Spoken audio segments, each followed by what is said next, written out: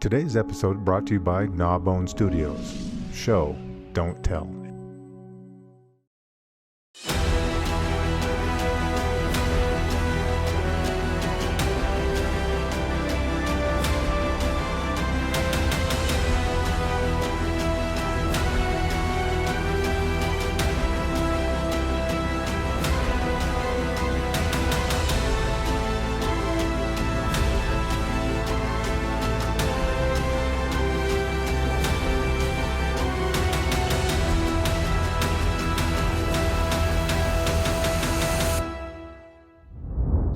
Hey, boys, let's raise a glass. We got Robert Dugoni in the house. Hey, how are you? Back, sir. Mm-hmm. He's back. Yeah. He didn't learn his lesson last time. Yeah. It was this time last year you were on. Yeah. We're very happy to have you back. So The World Played Chess, right here, I have my Post-its because I take notes when I read, is a remarkable work of parallels. It's thought-provoking and evocative. It follows multiple yet interconnected storylines that pulls readers into the past as well as the recent present. It's both a Vietnam War experience and a coming-of-age story. But would you mind giving our audience a little glimpse into the characters readers can expect to become friends with as they read this terrific standalone? Well, thank you. So basically the main character is Vincent Bianco, and he's an adult now, and he has his own 18-year-old son, and he receives a package in the mail from a guy that he hasn't seen or talked with in 40 years, but who he worked with on a construction crew when he was 18 years old. And this guy is a Vietnam vet, and he worked with them that summer when he was 18 and really got the education of a lifetime, Right. which I think everybody has those moments in their life, men and women, where you have that person that comes into your life that just really sort of, upends your world, and you start to realize that the world you grow up in as a young person is not the world you're going to have to deal with as an adult. Mm-hmm. And so Vincent works with this guy that summer, and what he's gotten a journal. And it's the journal of William's year-long tour in Vietnam. And all William says to him is, I ask you to read it in the order it was written so you'll understand. Because William never got to finish the story with Vincent when he was 18. So it's the story of William and Vincent that summer. And it's the story of Vincent in the present with his 18-year-old son getting ready to go off to college, and the lessons he's trying to teach him. Yeah. Amazing story. Well, Robert, any one of these men's stories could have made for a rich novel. William, Vincent, and Beau all make fascinating protagonists on their own, and each of their lives is really fertile ground for your storytelling. You somehow managed to perfectly balance each of these intertwining stories in a way that I felt fully satisfied as a reader with each one of them. But as a writer, I'm a bit awestruck by first the ambition of the novel, and then by the execution.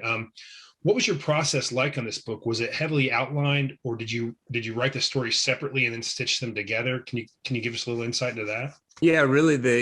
What's ironic about it is that the story really became the story that you read because of my son. I asked my son if he would read the novel that I had written, and I used liberally some of his senior year in high school when he played high school football. And I wanted to make sure that he was comfortable with it. And he came to me, and he's a kid that he's not a kid. He's 25 now, but he's a person who sees things at a 10,000 foot level. And he came to me and he said, Dad, I love the book. He said, but I don't know what happened in Vietnam. So I didn't really fully understand why William was the way he was. And he said, I really would like to know what he went through. And, I did work with 2 Vietnam vets when I was 18 years old. And a lot of the stories in there were from the guys that I worked with. And it wasn't just that one summer. I worked for 3 years. So it was really, I condensed it all. And so what that did was it really made me have to go to work, because I didn't want to write a Vietnam experience obviously I didn't serve in Vietnam, and I didn't want to make it artificial because I didn't feel like that was fair to the guys that served there. I wanted it to be as real as possible. So I went back and I just did a tremendous amount of research. You know, I read a lot of firsthand accounts of guys that lived in the bush for a year and what they went through. And I watched all the movies you can imagine, and documentaries. And then I had a couple of guys that were willing to talk to me, who had served in Vietnam and who were in the thick of it. And they read the manuscript. One guy, he's perfectly fine with an acknowledgement, and the other guy did not want an acknowledgement. And so I wrote the journal separately, and then I went back in and I sort of began to layer it together. You know, and what I was trying to illustrate was the differences in experiences. You know, William's first sexual experience is in Vietnam when he's taken to a boom boom house. Yeah. You know? And then you got Vincent, who's, you know, basically seduced by a older woman. And, you know, damn Long Island girls. I know. Yeah. Typical. It's funny because that's probably the passage that people ask me the most. Was that real? Did that part really? Was that you? Did you really see her afterwards at the comedy thing? How long from conception to till the time you sent it to your editor? I'm just curious. About 9 months. About 9 months. Yeah. You know, I have a journalism background and I have a legal background, so I'm fast. I'm a fast writer, and then the other thing is, you know, I'm blessed that I get to do this full time. Mm-hmm. So I write full time. I mean, it's my full time job, and you know, I take it very seriously in terms of you know, I'm at my desk.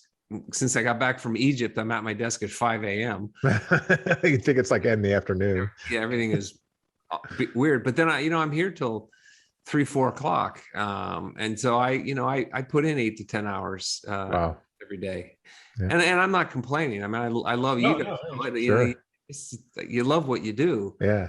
You know, so it's great to be able to do it. Right. So often we see young people's views of the world shattered by experiences like war at, you know, such a young age. I mean, a lot of these guys were teenagers that were there. Throughout the book, particularly William, there's kind of a loss of faith in what he views as truths in life.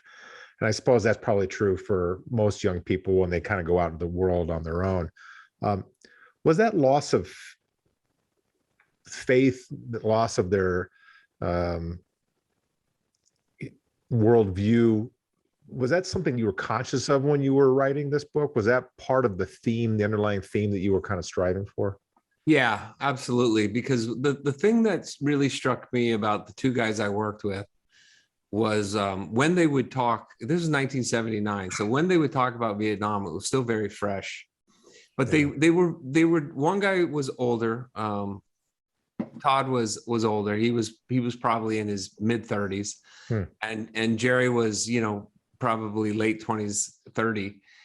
And they served in different branches. Todd was in the Army. Jerry joined the Marines. William joined the Marines. And yet they were very similar. And even as an 18-year-old, I picked up on things like neither of them believed in God. They were both atheists. And I remember asking William one night, you know, you were raised Catholic though? And he said, yeah. And I said, but you don't believe in God? And he said, no, when I needed God, he wasn't there. Now I'll make it on my own. They both they lived hand to mouth. You know, they lived paycheck to paycheck, both of them. And you know, William was always out of money. He was always borrowing money before payday because he was always out of money. And the other thing was that, you know, the truth, if anything ever broke out, if any fight ever happened, whatever, they both picked the biggest guy. And these guys were not big guys. And yet they would pick the biggest guy. And I would be like, oh shit, I'm not getting It's like that scene at the softball game, right? Where he's running up. That's a true scene. I mean, do you think it's just they don't see any kind of future? Like they just like live today because you might be dead the next? And very much so. I mean, very, very much so. It was very much just and you know, the other thing was they didn't look at it as he's the biggest guy. Yeah. They just looked at it as he's in my path. Yeah. And you don't, you know, especially William, who was a Marine, you don't question, okay, are there, you know, is there a whole regiment out there? Is that with gun? You do your job. Right.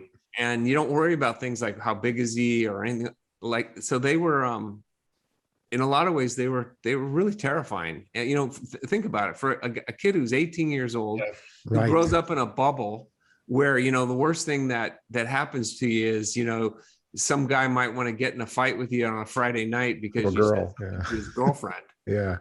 To, you know, these guys that, you know, were literally having people shooting at them and trying to kill them for a year. Yeah. It was mind blowing. So being the author, there's no one closer to you being the author. There's no one closer to the story than you. But did you ever step back and internalize what you'd written afterwards? Did you see yourself, your children, and Bo or Vincenzo? I got a buddy, we call him Vincenzo, by the way, or William, the guys you work construction with during the summers?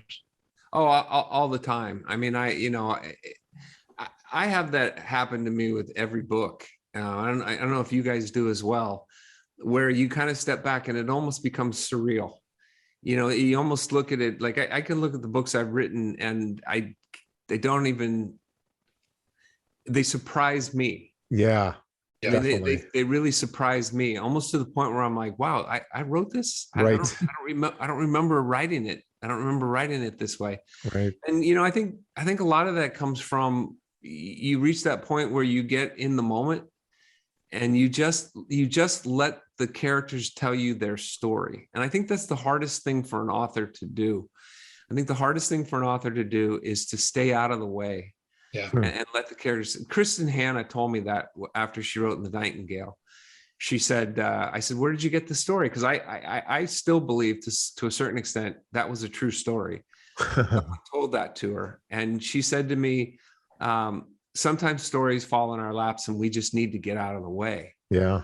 And, you know, she's had incredible success since The Nightingale with The Four Winds and what is it? Coming Home or whatever the story. I mean, and I really firmly believe it's because at least for myself, I can say it's because I learned to get out of the way of the story. I just wrote that down. It's a fantastic quote. Sometimes stories just land in your lap and we need just to get out of the way as authors. Yeah. I mean, you can, when you're reading a book, you can tell those moments where you're like, oh shit, here's the author. Yeah. Yeah. And I think the beauty of the really incredible novels is that you never see or hear the author.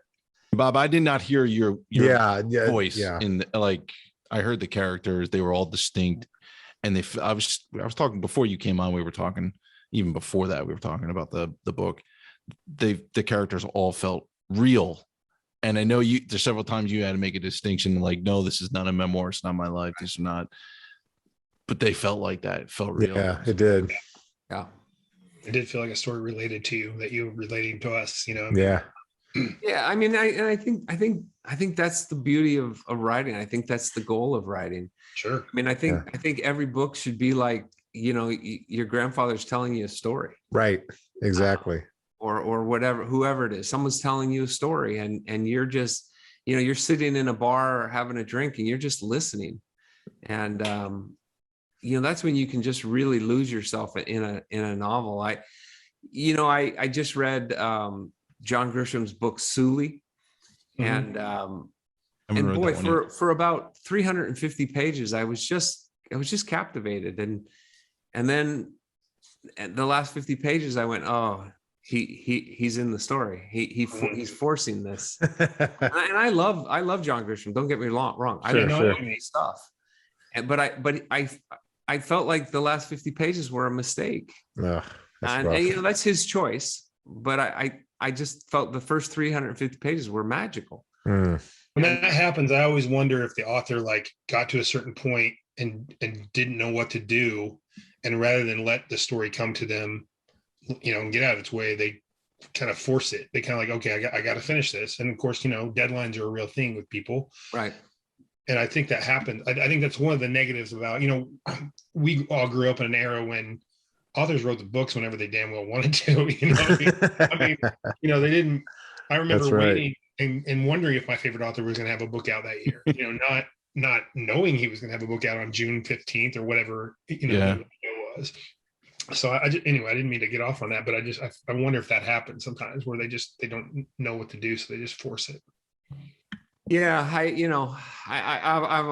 I've obviously been guilty of that as well. And, it's kind of not an easy thing to do, but, boy, when you pick up those books that you just feel like you're just transported into the characters' lives and in the community, and you can see it and you can hear it and you can smell it, and it becomes very visceral.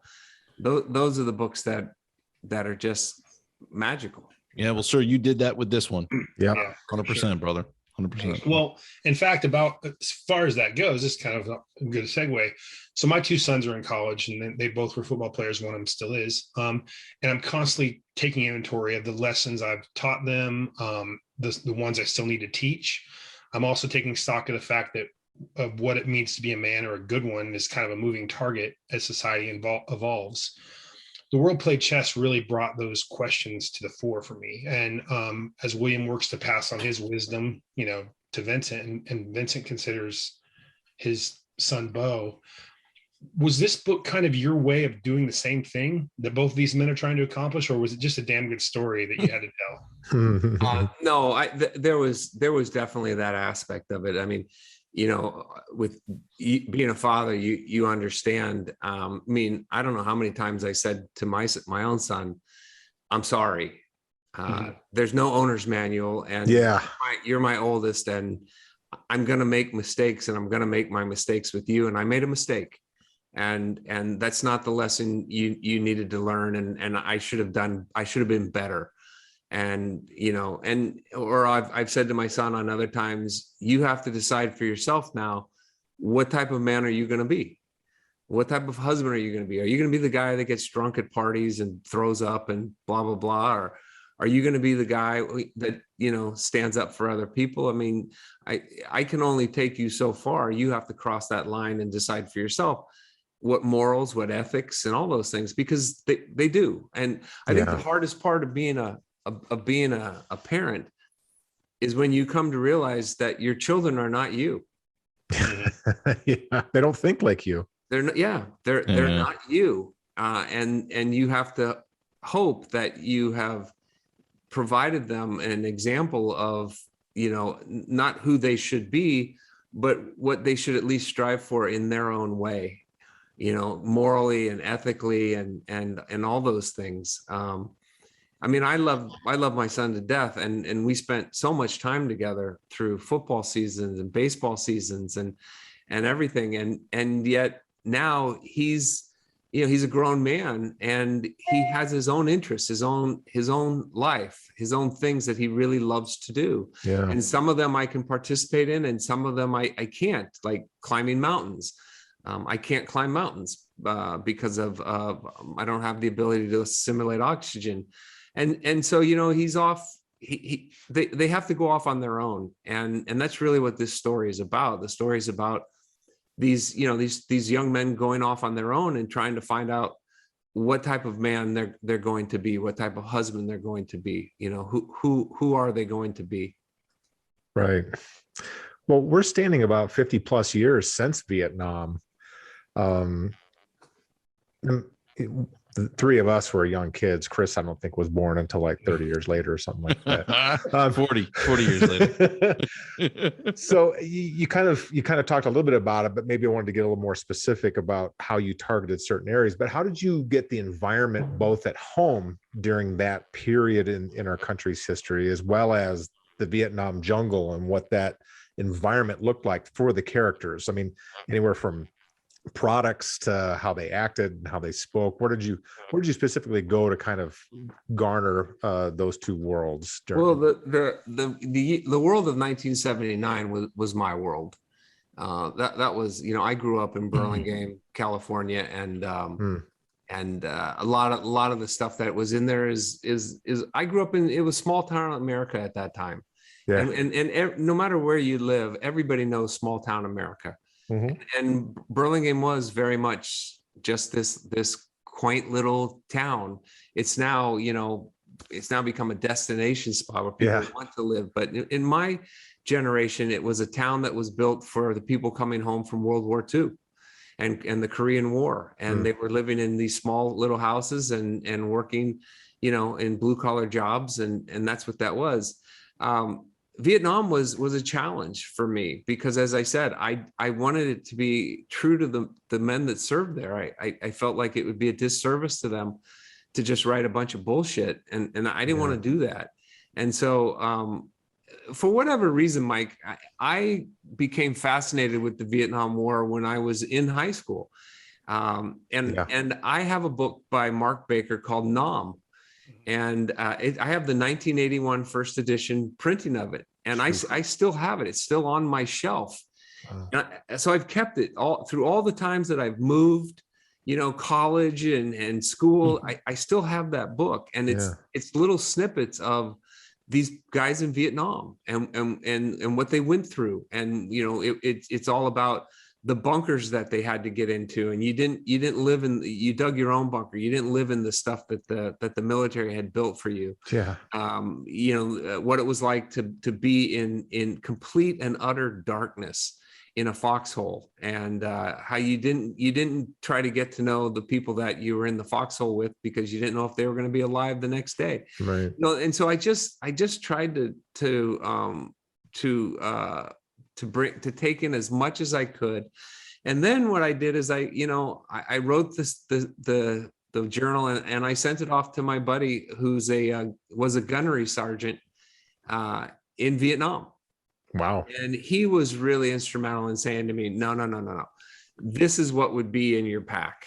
You would have this and this and this. Oh, that's cool. You wouldn't carry that. You wouldn't carry this. And all those things. So he was able to really give me the details that I think really brought some authenticity to the. Yeah. Bob, was one of those details not to pack your underwear? Yeah. You're going out. Yeah. You don't need it. Yeah. You don't need it. It just results in crotch rot. Right. Yeah. What I thought was fat. Go ahead. I'm sorry. Or the M16 used to jam. Oh yeah, all the time. Or so you don't fill the magazine. Right. You take out one or two bullets. I mean, just little things that you wouldn't know unless you had to go through it. Right. But I always thought it was fascinating what you said earlier, that your son really doesn't know Vietnam. Like my father was drafted in Vietnam. He ended up getting injured before being sent over to serve over there. But like I knew about Vietnam. Like I read about it, I heard stories about it. I had a neighbor growing up who succumbed to the demons of it. He had served, come back, and PTSD really wasn't a thing that was talked about or dealt with. No. So it's just fascinating that like my son probably has no idea what Vietnam was or is. Yeah. That's just an interesting thought. It changed the world. Yeah. I mean, it changed conventional warfare. It was the first televised war. It was the first televised war. So people really fully, and that's what happened is people are watching the news and they're looking at these body bags and they're saying to themselves, these are 18-year-old young men. Why are they dying over there? Why are we here? Yeah. What are we getting out of it? And then the other thing was, it didn't matter how many men you had. It didn't matter how many jets you have. It didn't matter they weren't going to stand up and fight you 12 rounds in the middle of the ring. Yeah. You were going to have to go find them. And it changed the world. Mao Zedong, they changed the world. Yeah. What happened in Afghanistan to a large extent is the same thing that what happened in Vietnam is you didn't know who the enemy was, didn't know who you were fighting. And, it changed the world. And for me, it was a pivotal moment in my life, and I think it's going to be the way some people are going to look back at 9/11, and some people are going to look at the COVID crisis, and they're going to say, God, remember when we could fly on airplanes without wearing a mask? Yeah. We could go through an airport and not have to have a negative antigen test. Right. You know, it's going to become common for a lot of people. It changes their world. I can only imagine. In this book, there's a lot of growing up in this book. It doesn't happen overnight, and yet somehow it does. With William and his first firefight, Bo and Chris, there are moments in life where the innocence of our youth is just stripped away from us. That being said, as authors, and specifically fiction authors, our job is to entertain. But sometimes the stories we write also teach or shed light on a subject. I'm sure if I read this book when I was an 18-year-old, I would have a different takeaway. But as someone who's lived a little bit, I'm a husband, a father, I dwelled a lot on what happened between the front and the back cover of the story. I internalized it myself. Did you anticipate that effect on readers as you mapped out this story? Or was your goal to simply write a captivating and compelling story? Well, my goal is always to write a captivating story. I mean, that's really what I'm hoping to do. But I think I would be lying, and I think you guys would know it. There are those moments when we're writing scenes where you say to yourself, this is really good. Yeah. This is, I mean, when I'm writing a scene and I'm near tears, you know, I have a pretty good suspicion that that's going to be a moment when the reader is going to go, oh my God, you know, oh my God. Right. You did that to me, brother. Yeah. You did that to me. You know, and so, you know, I don't set out to write those scenes, but when they come up and when they become organic in the story, like what happens to William and his buddy Victor Cruz, right? I just want the reader to feel like they've lost their best friend. Yeah, you know, they just lost their best friend, and I think that's one of the reasons why you don't see a lot of writers who are successful in their 20s. You know, when we all go to conferences, right? We all go to conferences. Everybody's got gray hair. Right. I mean, there's some young people there, but you know, who get started at a young age. But I think they're the exception. Oh yeah. And I think that's because we have to have time to understand what life's about. I just lost a good friend 4 days ago. Sorry, man. And you know, you don't really understand the impact of that when you're young. And I think that's the tragedy of what so many of these guys at 18 years old went through. Is one day they had a buddy, and the next day he was gone. Yeah. You know, he was gone. So don't make friends. Don't make friends. Yeah. Right. Don't make friends while you're over there. Yeah, that one, that lesson hit me. Yeah. In the story. Anyway. Well, if you guys are anything like me, when it comes to writing, and I don't even think I've talked about this with Mike and Chris yet, but sometimes a line will come to you and it might not even fit into your current work in progress. You'll just like catalog, at least I do. I'll catalog it and throw it in a file or throw it in a drawer because I know I'm going to do something with it because it spoke to me. A line from The World Played Chess really stuck out to me. Several did, but one, failure is easier to live with than regret, which as a 51-year-old, you know, I understand, like to Chris's point, I don't think I'd understood that at 18 or even 28. Probably. No, probably. Yeah. Has that line been bouncing around your head for a while, or did it just come out when you were writing the story? No, it was definitely bouncing around my head for a while because, you know, I'm a guy that deals with low levels of anxiety. Mm-hmm. And so it's easy for me to at times talk myself out of doing things because it's anxiety provoking. I give you a perfect example. You know, I just went to Egypt, and for an entire year I was obsessing over this thought that I was going to have to climb inside the pyramid. And I mean, from a claustrophobic standpoint, I was like, I can't do that. I can't go in that pyramid. And then my brother-in-law, who arranged the trip, he got on the phone with me one day and he said, "Oh, we're not doing that. Everybody says that's a waste of time, so we're not doing that." well, we get over there and we're driving out to the pyramids in Giza, and suddenly the woman, the travel agent said, you know, because of COVID, there's no line. So if you'd like to climb inside the pyramids, we can do it for 200. I mean, I was like, but I did it. Okay. Wow. You know, I did it. I went in and I did it, and I came out and I, you know, I accomplished it because I knew I would have regretted it. Yeah. And I knew it would have eaten at me that I didn't go in. You know, I failed to do it. And so, having done it, you know, and so that was something that really always struck with me. And the other line that stuck with me that really came first from my wife was, growing old is a privilege. It's not a right. Wow. I wrote that one down. And again, you know, you go back to that. Just it takes some years under your belt to understand what that really means. Yeah. Because when you're 18 years old, I mean, how many of us lost someone close to them when we were 18? I think the percentage is a lot less than the number of people that lost someone when we were 40. Yeah. You know, so there are those lines. I agree with you, Sean. There are those lines that, you know, rattle around in our heads, and sometimes they just become organic to the story, and sometimes we shape the story around them. Mm-hmm. And I sort of shaped the story around growing old is a privilege, not a right. There's a couple other, if you'll indulge me. There's dying is hardest on the living. Yeah. That you don't cheat death finds you. Yeah. Like there were so many in here. I was like, holy crap. And then there were like complete passages that reminded me. So my grandfather, it's funny, today's my grandfather, it would have been my grandfather's 100th birthday. And I was at his bedside when he passed. And there was a passage in here. It's actually part of the journal, but where as an altar boy, you know, you see old people and they look like wax, and they're not, you know, they're always old. Yeah. And for some reason that just sat with me. There were so many things in this book, brother, that were just hit me in the feels.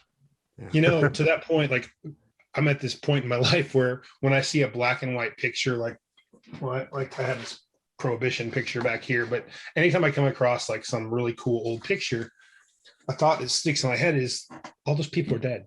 They're all gone. And I mean, like I know it's morbid and stuff, but I just think I sit here and I think, you know, who remembers them? Like, I mean, there's somebody out there that knows who that is. And I kind of like go through this little exercise in my head every time I see a picture like that. And that's kind of I do the same thing. You know, you go to Egypt and you stick your hand on a carving in the temple wall, and you run your finger around it's not a cross, it's a hope of life, and it's on these temples, and you run your finger Ankara, on it, right? Yeah, and you say to yourself, 4,000 years ago some guy was doing this. 4,000 years ago some guy was doing this. And I'm like you, it's mind-boggling to me to think that there's the connection between some guy 4,000 years ago in Egypt and this guy from, you know, Seattle, Washington is putting his finger on the carving that this guy did. It's mind-boggling. And you know, I hope that women readers understand that this is not a war novel. This is a novel about those moments in our lives that change us.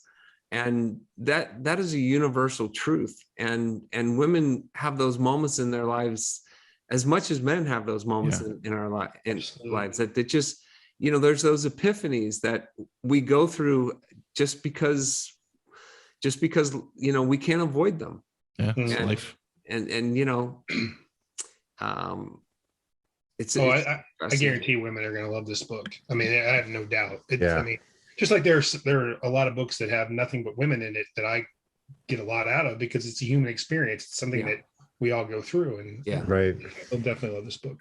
Yeah, no, I think that summed it up perfectly. The word I was looking for, it's the human experience. It really is, and it's part of what it means to to be alive. Yeah. Unfortunately, you had a lot of choices of recent military conflicts. You could have chosen to be, the part of the book itself, but you talk about it in your acknowledgments, but can you share with our readers why Vietnam and why not the litany of other military conflicts that we've had even since then? What was it about this period and this era? Well, I think, as I was saying earlier, it's an era that changed. It's an era that really changed a lot of things. But I think really mostly it was because I was familiar with it. Oh, okay. It was something that I lived through. Much like people that lived through the Kennedy assassination. Right. They will tell you, they will say they knew at that moment that the world had changed forever. And I understood what they meant by that when 9/11 happened. Yeah. I knew at that moment, I just said to myself, this is the world is no longer and I felt sad for my kids, Right. because I said to myself, the world is different. The world has changed. Terrorism has come to the United States, and we are not immune to it. And my kids are going to have to live with this, growing up and going that's forward. the reality now. Yeah. It's a reality. And Vietnam, even though I was too young to have served there, I did have a brother that was probably old enough, and a brother-in-law who definitely was old enough. And then here I went to work with these two guys. In 1979, I wasn't thinking about Vietnam, and yet there I was. It fell into my lap because the aftermath of it. So I could add sort of an authenticity to it because of a perspective that I had growing up, and I think that's why I chose it more than anything. One of the things that I'm always very guarded about is, the guys that put on the uniform and go out and defend democracy or our country or whatever. I get really upset when people have a problem with that. Yeah. Same. I really firmly believe that every single man and woman that does that is a hero. Right. Because as they say I think I say in this book, what is a hero? Well, a hero is a person that that stands up at that moment when a lot of people won't. Mm-hmm. Yeah. Absolutely. Agree. I will raise a glass to that and raise a glass to you, Bob. You have survived our traditional portion of the interview once again. And now we're going to get into the lightning round where we will ask you silly questions, serious questions, both.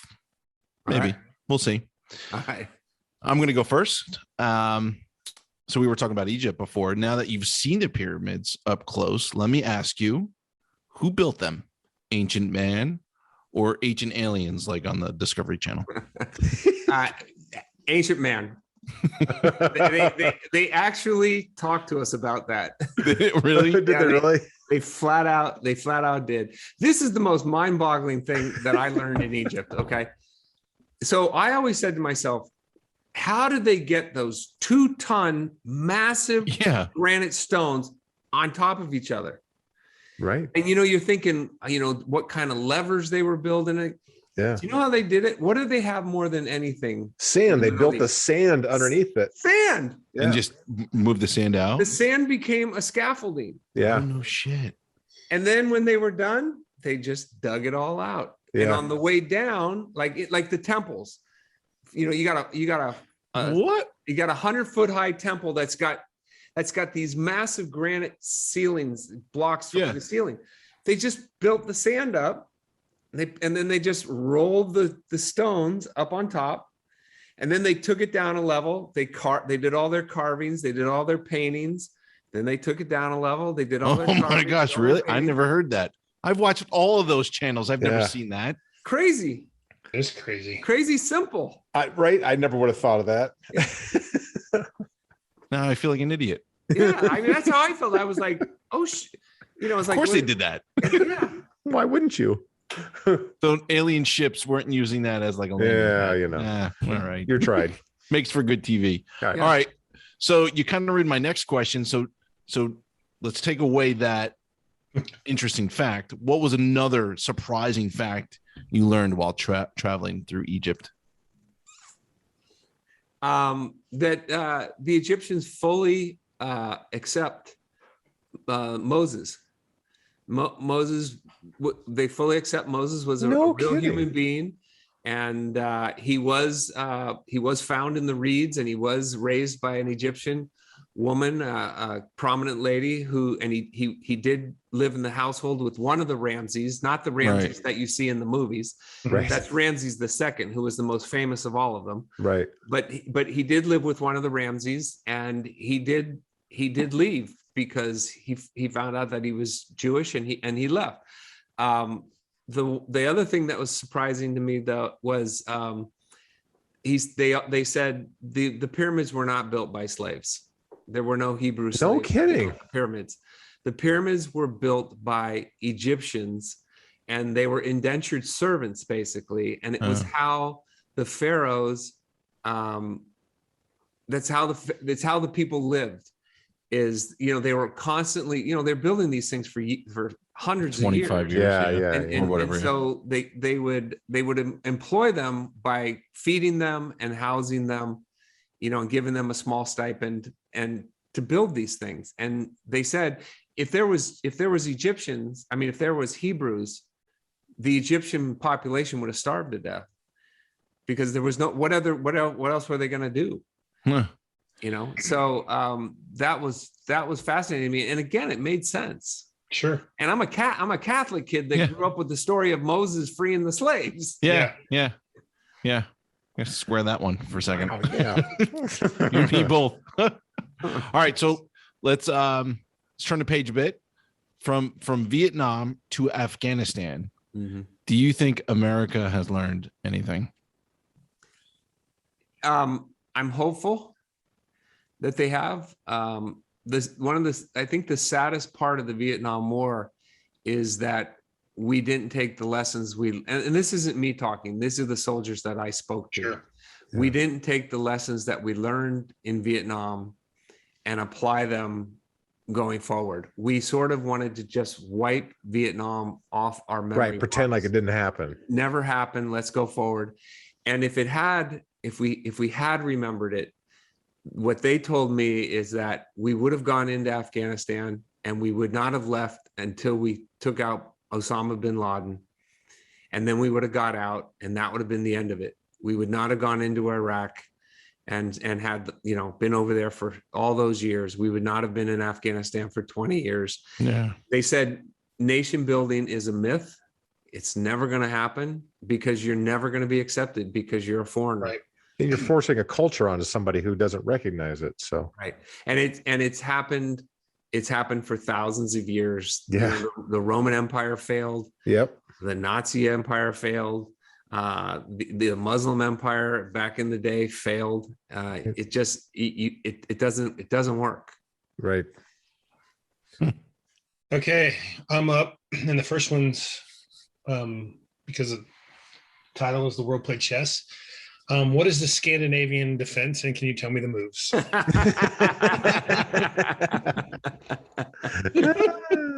No and no, but I will say this. I'm writing a novel now, a standalone novel now, and it's I'm using a chess game as an analogy to a trial.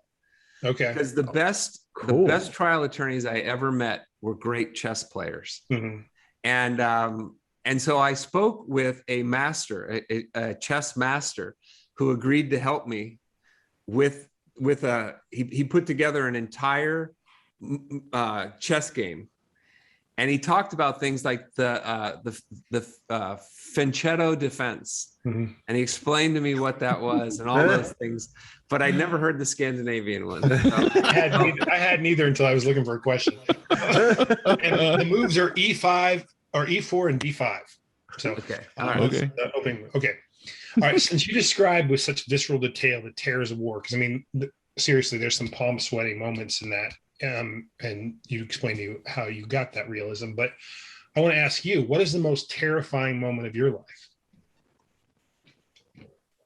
Oh, the most terrifying moment of my life. The hot air balloon ride. Yeah. Kid disappearing in a department store. That's a scary I had one. that. We definitely had that moment happen. Uh-huh. I don't know off the top of my head, but I would bet you that it's well, I guess what I would say is my son played in a 13-year-old baseball game, and a kid slid into him at the plate. He was a catcher, and he came up limping, and he didn't have a good game, and I wasn't a particularly good dad on the car ride home. Mm. And he got out of the car and he was limping, and I said, what did you do to your leg? And I wasn't real sympathetic or empathetic. And he said, I think I sprained my ankle. And so my wife took him into the doctor the next day, and suddenly I got a call at work, and she said, Joe has a tumor in his leg. And it just took the air completely out of my lungs. And turned out it was an oscillating fibroma, which kids will get, and they were able to fill it and everything. And he's fine. But that moment of hearing Joe has a tumor, it was just horrific. Especially given the context of the previous day. Because his dad was such a jackass the day before. We've all been there. I'm sure we've all been there. Human beings. Yeah. Okay, my last question is, if you passed on a journal of the signature moments of your life, what would be the most surprising revelation to people who know you well? That's a deep one, Sean. I know. These aren't funny. Okay, not the most surprising. These aren't funny.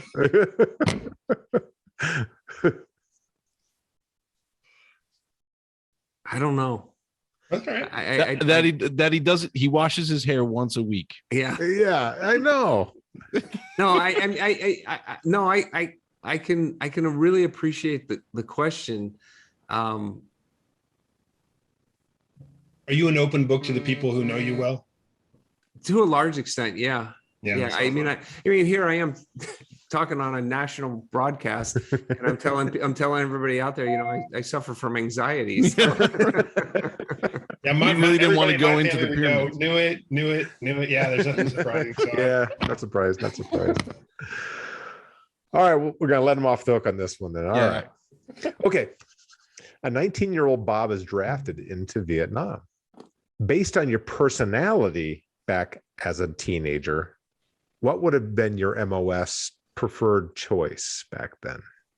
Journalist. Journalist, okay. He'd be Shutter. He'd be Shutter. Journalist without a doubt. Photojournalist, or do you think just straight an actual, straight up, written pile. Journalist. Not a surprise. I was hoping for a surprise, but I'm not surprised. Yeah, no, I would have loved to have kind of told the stories. Yeah. I think the thing that probably every man at some point in their life, maybe every person, but every man for certain, is you ask yourself, could you have survived? Would you have been one of the guys who survived, or would you have been one of the guys on the wall? Right. Yeah. To the extent you don't even know if you can answer that. Yeah. All right. Number 2, who's going to win the Super Bowl? I'm gonna, I'm just gonna stick with with my team, and I'm gonna say the San Francisco 49ers are gonna surprise everybody. That would be a surprise. I don't know about that. If George Kittle stays healthy, maybe. Yeah. You're one injury away. All right. Number 3, the last one. And this is a bit of a riddle. What's the problem with a lawyer buried up to his neck in sand?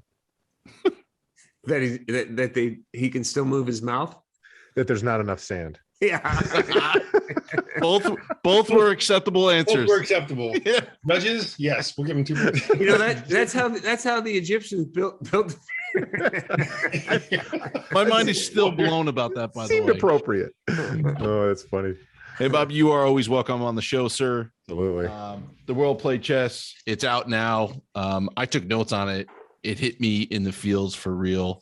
There were several times. I I don't shed tears too often reading fiction. This one did. It's a fantastic book. Yeah. Thank you.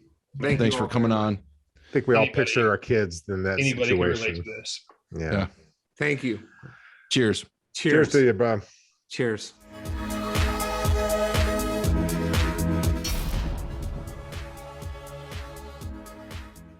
That was a fantastic interview, boys. Yes, it was. Robert Dugoni.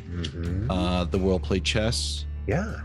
I said it several times during our interview with him. This hit me in the feels. Yeah. It is a fantastic story, coming of age story, Vietnam War experience story. I think our listeners will enjoy reading it. Go out and buy it. Boy, if you're a parent, this one will catch you short of breath at times, imagining what they're going through. Or if you're a son or daughter. Amen. And folks, join us every Monday as we bring you the greatest storytellers in the world on the Crew Reviews. Here's one of them. Cheers.